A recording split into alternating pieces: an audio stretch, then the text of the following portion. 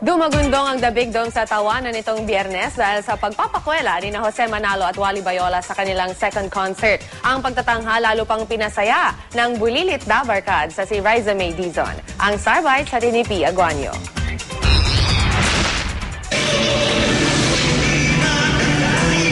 Opening number pa lang, bigay todo na sina Jose Manalo at Wally Bayola sa second concert nilang A Party for One and All.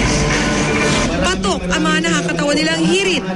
Hindi nakapagtatakang muli nilang napuno ang The Big Dome. Mahilig lang talaga ang Pilipino sa tawa ng tawa. Wala muna mga bad vibes.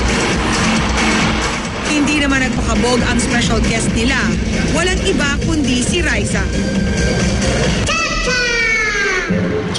Ang bulilit na barkads kayang-kaya makipagsabayan kina Jose at Wally.